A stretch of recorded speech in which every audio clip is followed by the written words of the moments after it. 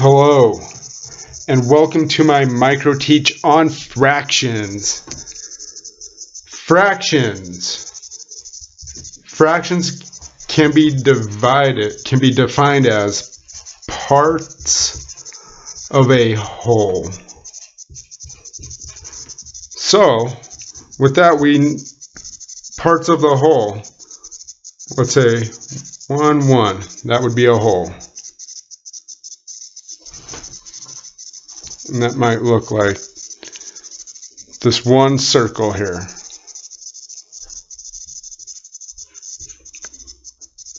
This is also the same as this whole, but we can now write this as 1 over 2. So what the top part is telling us is how many pieces, and the bottom part is how many pieces of the whole. This is pieces of the smaller piece, and these are broken up into the half, which is 2. So if it was a whole, it would be 2 over 2.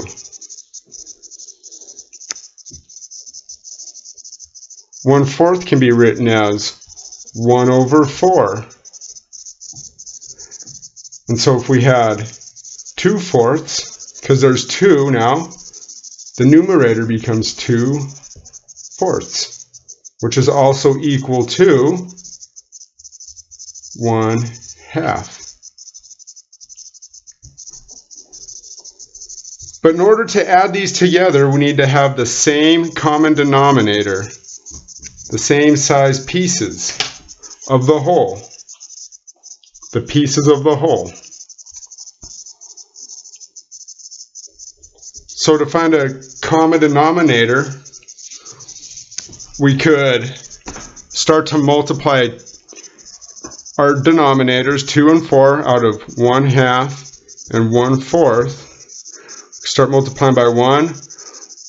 1 times 2 is 2. 1 times 4 is 4. 2 times 2 is 4. 2 times 2 is 4. 2 times 4 is 8. But here, see, we have 2 that are the same. We'll call that our lowest common denominator. So in order to leave our 4 the same, we want to have the same 4 here. We multiply by 1 over 1, because 1 times any number, the number always stays the same. And then here, what do we have to multiply to get 4? We multiply by 2. And what you do to the bottom, you also must do to the top. So we have 2/4. And now we can add the 2/4 to our 1/4. And when we add those together, we now have 3/4. And what would we need to do to get one more whole? We add this 1/4, and since it has the same denominator, we'd have 1/4.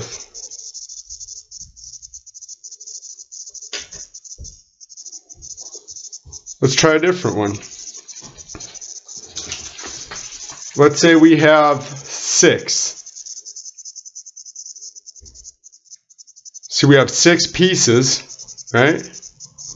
So that's 1/6 plus, we'll say 1/12, because there's 12 pieces here, and 2 of those is the same as 1 of those.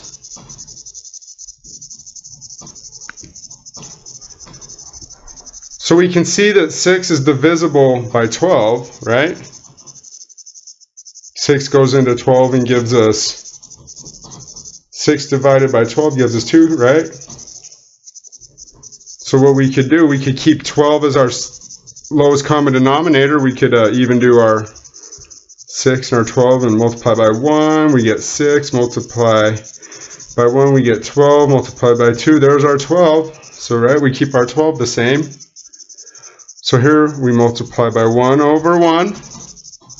Multiply the top by What do we multiply to get 12? We multiply it by 2.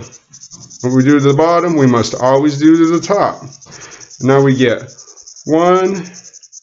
2 twelfths. And down here we have still 1 twelfth. So we have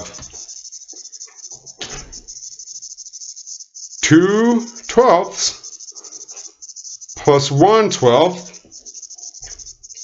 gives us 3 twelfths. So really the biggest thing to think about here is keeping our pieces the same. Our denominator is always going to be the same. Thank you and have a great day.